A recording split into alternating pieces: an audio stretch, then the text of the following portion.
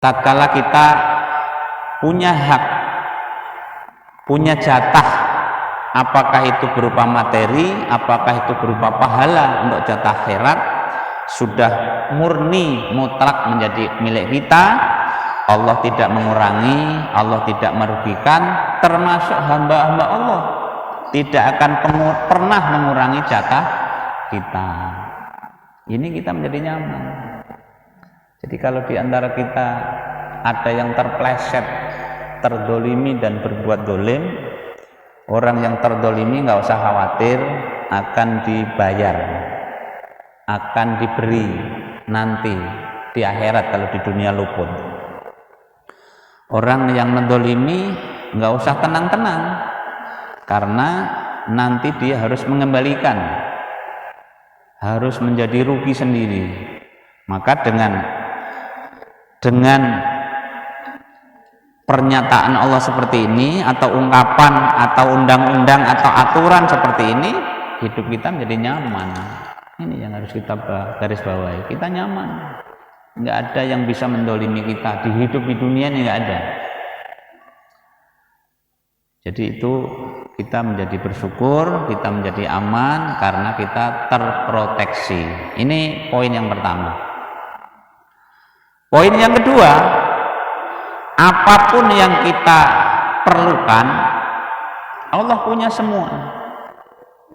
Kita mau hidayah, kita mau makanan, kita mau pakaian, Allah punya semua. Tinggal minta. Allah sudah menawarkan, dan Allah itu senang kalau diminta. Bahkan kita meminta maupun enggak diminta, kita tetap dikasih. Cuma bisa tergolong bisa-bisa, karena enggak minta ini karena merasa enggak butuh, bisa tergolong orang yang sombong atau orang yang lalai. Tapi pastilah bahwa kita pasti mendapat jatah sekalipun kita tidak meminta. Itu jatah kita adalah sebelum kita lahir sudah dipaket, termuat di dalam surat Al-A'raf ayat 172. A'udzubillahi minasyaitonirrajim. Wa id akhadha rabbuka min bani Adam wa akhadha rabbuka min bani Adama min duhurihim dzurriyyatahum wa ashhaduhum ala anfusihim alastu birabbikum qalu bala syahidna an taqulu yaumal qiyamati inna kunna an hadza ghafilin. Ini Syekh Dr. Sholeh Al-Fauzan menjelaskan tentang ayat ini adalah bahwa sebelum kita lahir 4 bulan di rahim ibu kita ditiupkan roh, kemudian diambil kesaksian, yaitu bukankah aku ini Tuhanmu? Maka si janin tadi dimampukan menjawab qalu bala, betul. Nah setelah itu Allah memerintahkan kepada malaikat agar ditulis 4 hal: umurnya, rezekinya, bahagia dan sengsaranya. Jadinya artinya dengan segala keperluan yang kita perlukan berupa pakaian, berupa makanan, berupa yang lain, itu sekalipun kita tidak minta, pasti Allah sudah mengasih jatah usia, rezekinya, bahagia dan sengsaranya. Itu saudaraku yang dirahmati oleh Allah Subhanahu wa taala. Jadi Allah punya semua. Tinggal kalau kita bersungguh-sungguh memerlukan kepada Allah Subhanahu wa taala, tinggal meminta dan Allah sudah menyuruh. Ini yang kedua. Yang pertama, kita mendapat proteksi dari Allah, yang kedua kita mendapat jatah dari Allah Subhanahu wa taala. Yang ketiga tentang perbuatan kita.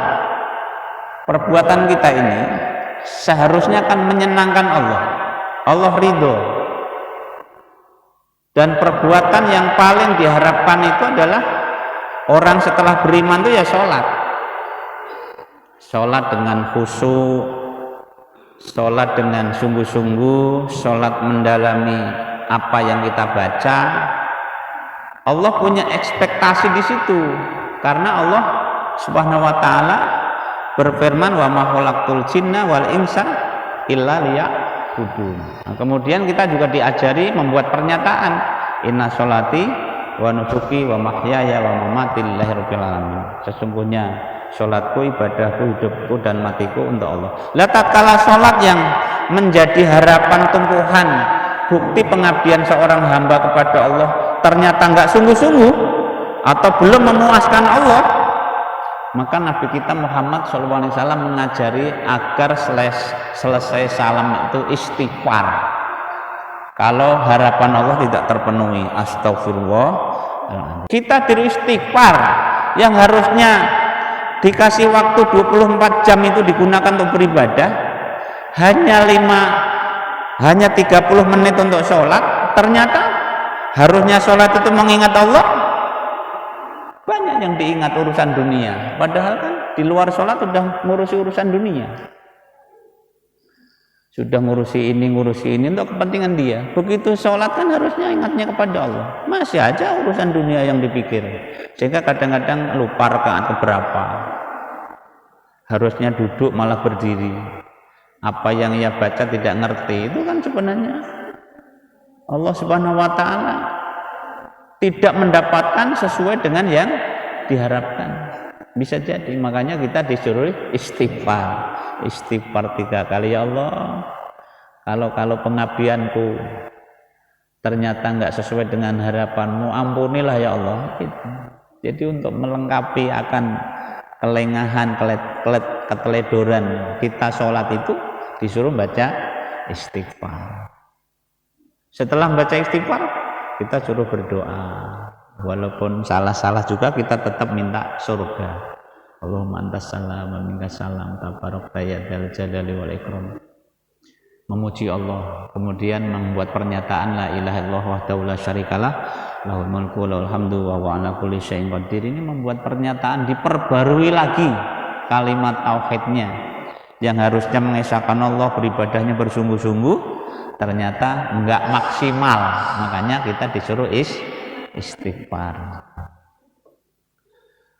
Para ustadz dan ustadzah yang dirahmati oleh Allah Subhanahu wa taala, nah kemudian tatkala kita dinyatakan oleh Allah, kalau kalian sering berbuat salah, mintalah ampun kepada Allah. Dan minta ampun kepada Allah itu kalau berupa istighfar lesan ya, seharusnya kan memang hati juga harus selalu ingat pada Allah, minta ampun kepada Allah. Tapi Rasul juga ngajari dengan lesan dan hati. Ada istighfar, Sayyidul Istighfar yang dibaca untuk zikir pagi dan petang. Yang baca memang anak-anak, mudah-mudahan kita tetap baca juga ya. Sayyidul Istighfar, Allahumma anta rabbi la ilaha illa anta khalaqtani wa ana abduka wa ana ala ahdika wa wa'dika mastata'tu. A'udzubika min syarri ma sana'tu abu'u laka bi ni'matika alayya wa abu'u bi dzambin faghfirli fa innahu la yaghfiru dzunuba illa anta. Itu sebuah pernyataan, sebuah pengakuan. Allahumma anta rabbi la, ya Allah, sesungguhnya Engkau adalah Tuhanku. La ilaha illa anta khalaqtani, tidak ada ilah yang berhak diibadahi kecuali Engkau telah menciptakan aku. Wa ana abduka wa ana ala ahdika, aku ini hambamu ya Allah, dan aku juga atas menjadi ikatanmu, janjimu. Wa wa'dika mastata'tu abu ulaka bi ni'matika alayya. Saya ulangi, Allahumma anta rabbi la ilaha illa anta khalaqtani wa ana abduka wa ana ala ahdika wa wa'dika. Aku ini hambamu, berada di atas janjimu, berada di atas ikatan denganmu, yaitu bahwa kita iyyaka na'budu wa iyyaka nasta'in. A'udzubika min syarri ma sana'tu, aku berlindung kepadamu ya Allah atas segala perbuatan yang aku lakukan, yang aku perbuat. Abu ulaka binikmatika alayya, aku juga mengakui atas semua nikmatmu yang diberikan kepadaku. Abu ulaka binikmatika alayya wa abu bidang bim faghfirli wa innahu la yaghfiru dzunuba illa anta. Dan aku mengakui atas semua kesalahanku, semua dosaku, dan tidak ada yang bisa mengampuni dosa kecuali darimu. Nah, itu siapa yang membaca di pagi hari dibaca lalu di sore hari meninggal, dia sebelum sore hari dia meninggal, dia dijamin masuk surga. Begitu juga kalau dibaca di sore hari sebelum pagi dia meninggal, maka dia juga dijamin atau mendapat jaminan masuk surga. Karena kalau istighfar kan hanya mengakui kesalahannya, istighfar yang biasa. Tapi kalau ini sayyidul istighfar, mengakui akan kekuasaan Allah, mengakui akan nikmatnya, mengakui akan kesalahan kita semua. Jadi ini, wahai hambaku, sesungguhnya kalian berbuat salah di pagi, siang, dan di malam hari, padahal aku mengampuni dosa-dosa semua, maka mohonlah ampun kepadaku. Bahkan di dalam surat Az-Zumar ayat yang ke-53 itu semua dosa. Qul ya ibadiyalladzina asrafu la taqnatu min rahmatillah. Wahai hamba-hambaku yang telah melampaui batas terhadap diri mereka sendiri. Qul ya ibadiyalladzina asrafu ala anfusihim la taqnatu min rahmatillah. Jangan kamu berputus asa akan rahmat Allah atau akan ampunan Allah Subhanahu wa taala. Ini sebuah bimbingan, pemaklumatan dari Allah Subhanahu wa taala. Yang pertama, Allah tidak berbuat dolim sebagai bentuk proteksi. Yang kedua, kita memerlukan apa saja Allah punya, silahkan minta. Yang ketiga, kalaupun kita berbuat salah, Allah punya banyak ampunan yang seluas-luasnya. Bahkan di hadis yang lain, seandainya dosa kita itu setinggi langit atau sebesar bumi, lalu kalian minta ampun, niscaya aku akan datang mengampunimu sebesar bumi pula dari dosa-dosamu. Ini pemaklumatan dari Allah Subhanahu wa taala untuk kita sebagai hambanya. Ini yang ketiga. Yang keempat, tentang manfaat dan madorot. Sehebat apapun kita berpengaruh yang bisa memberikan madorot, atau sebaik apapun kita bisa memberikan manfaat, itu hanya terbatas untuk sesama, enggak pernah nyampe berpengaruh kepada Allah Subhanahu wa taala. Allah enggak terpengaruh. Maksudnya sebahaya apapun, kalau manusia sejagat raya ini berbuat jahat semua gitu untuk memadaratkan Allah, enggak akan nyampe.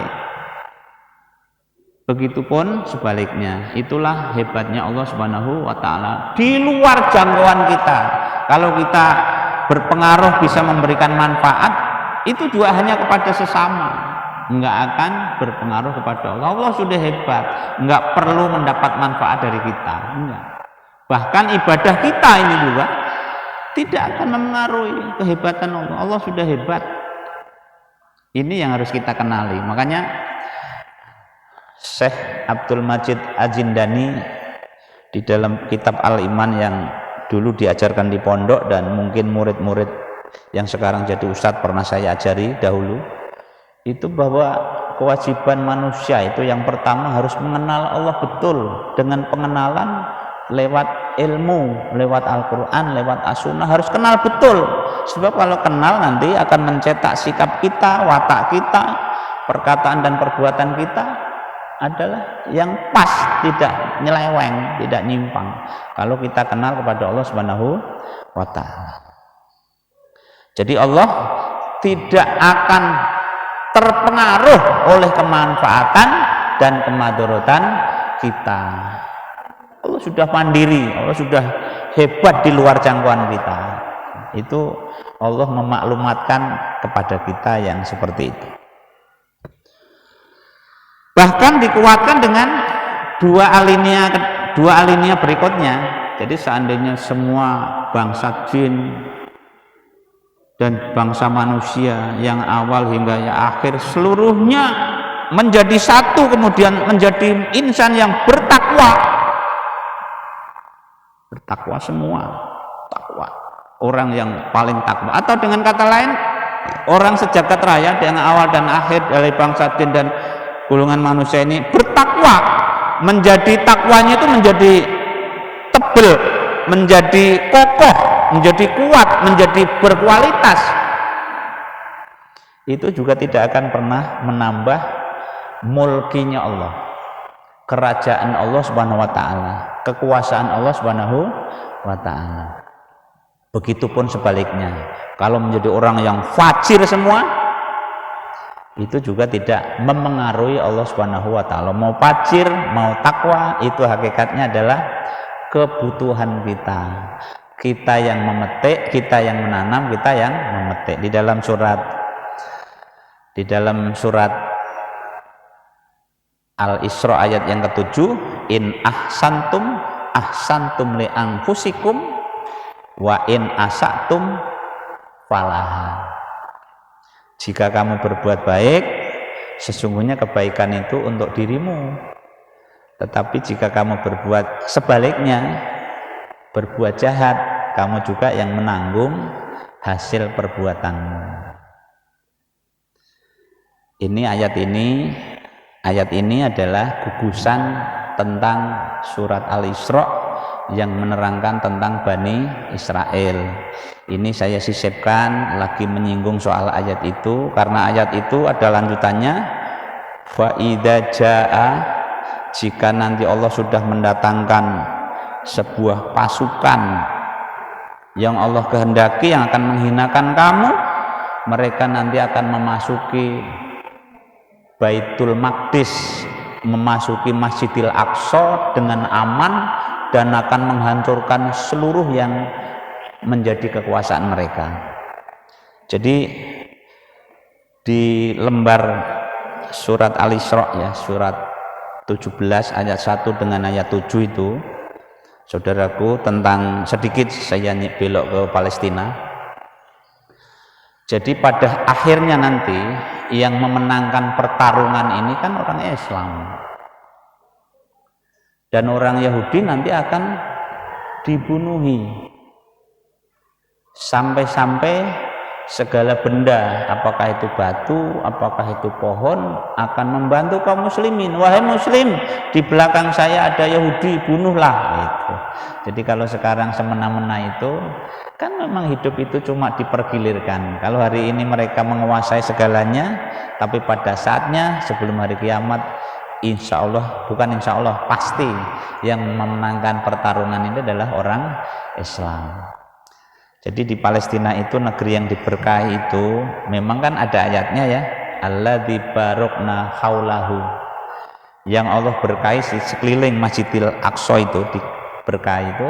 Memang bukti keberkahan kan banyak, berkah yang sudah sama-sama dirasakan, bahwa di negeri Palestina itu kan banyaknya nabi di sana, walaupun nggak diutus, nggak lahir di situ, tapi kan banyak yang terlibat di situ. Dan Nabi Ibrahim, Nabi Ishak, Nabi Yakub, Nabi Yusuf, Nabi Daud, Nabi Sulaiman, Nabi Lot, Nabi Musa, Nabi Isa, Nabi kita Muhammad Shallallahu Alaihi Wasallam punya sejarah dengan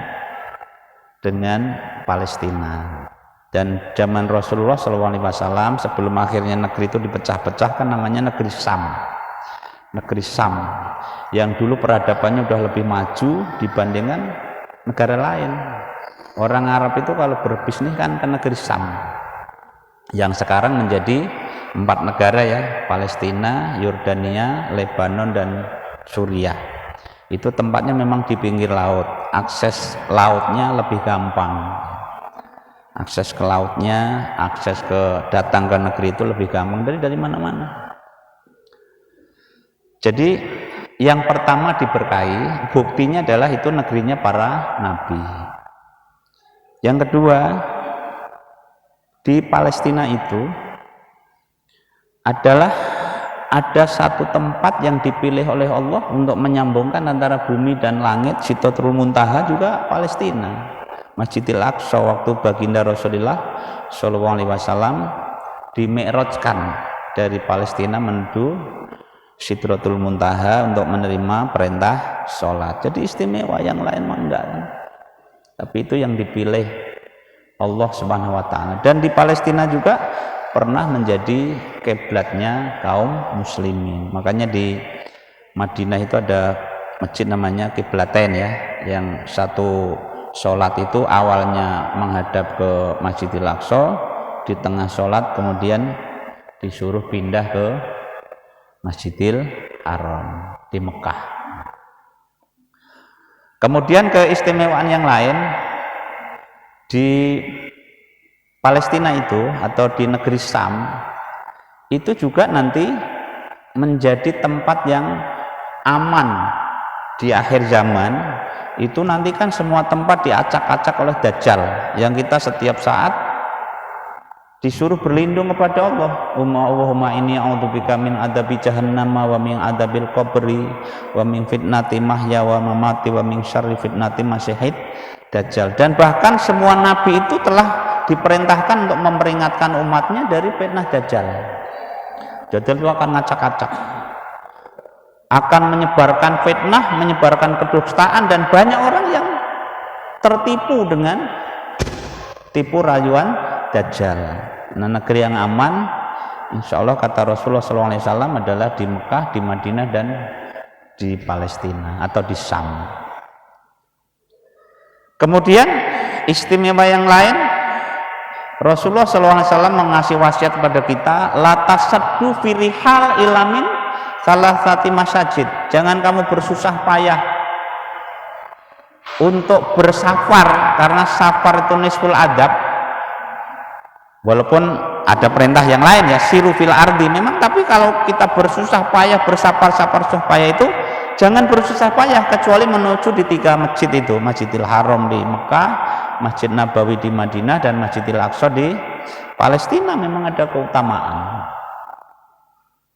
Sholatnya bisa berlipat ganda dibandingkan sholat di tempat lain. Secara khusus disebutkan misalnya di Mekah itu lebih baik 100.000 kali lipat.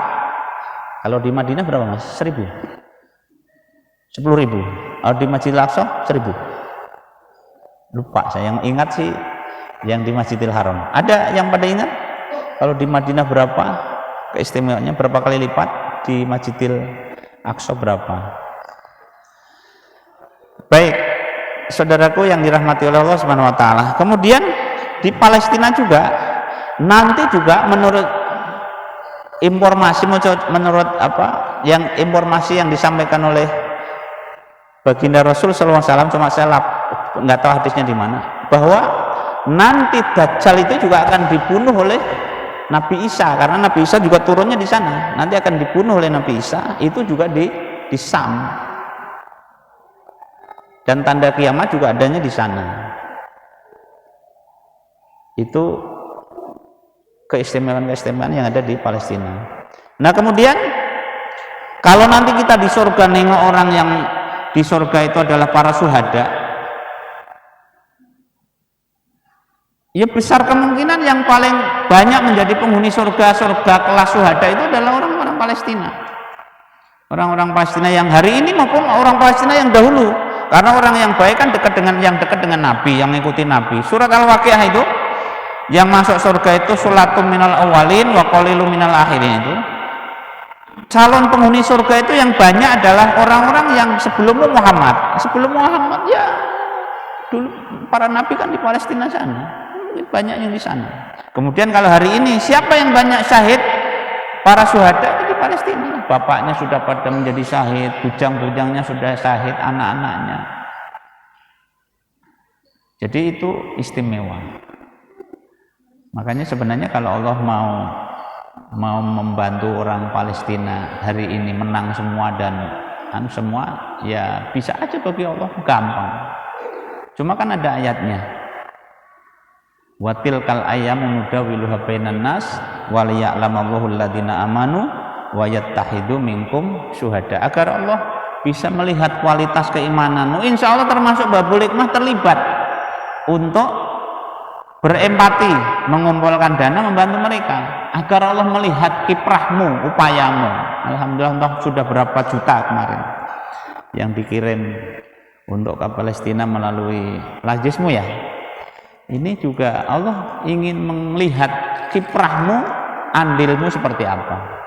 Kemudian wayat tahidu minkum syuhada, agar Allah menjadikan kalian itu para syuhada, mati di medan jihad, termasuk yang tentu kawan-kawan kita, saudara kita yang ada di Palestina.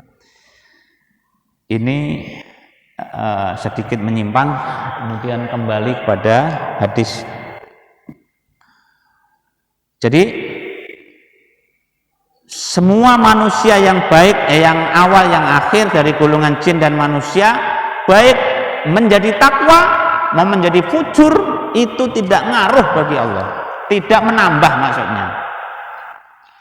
Hebat juga tidak menambah kehebatan kerajaan Allah, jelek juga tidak akan mengurangi kejelekan kerajaan Allah. Jadi berhenti hanya di batas hambanya saja. Allah sudah hebat di luar jangkauan kita. Nah, kemudian pengumuman yang selanjutnya, Allah kan mengumumkan ini, sesungguhnya yang kalian terima yaitu amal kalian, yang baik maupun yang buruk itu juga amal kalian. Sesungguhnya kalian ya ibadi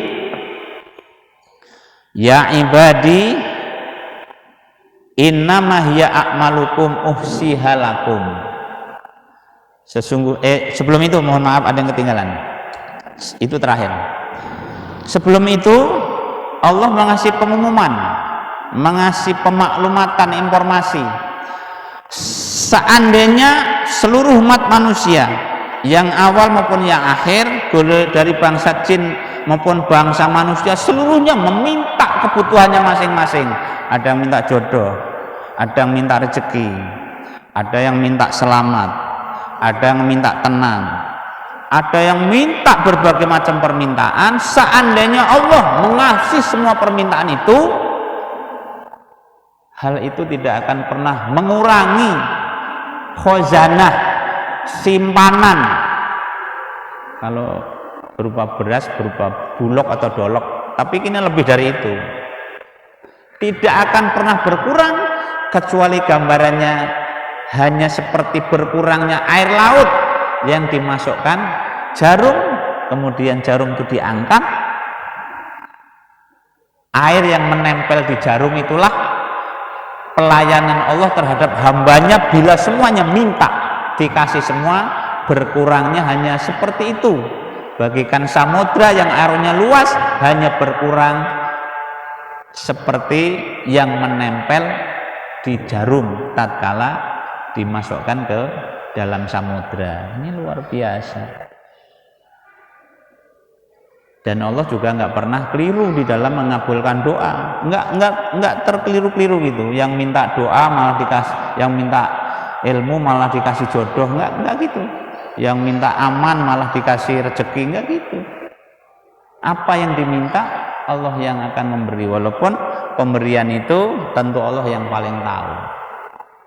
Ada orang yang zuhud, yang soleh itu, biarkanlah Allah memberi apa yang terbaik menurut Allah. Tidak harus sesuai dengan Allah, sesuai dengan Allah didikte dengan doa kita.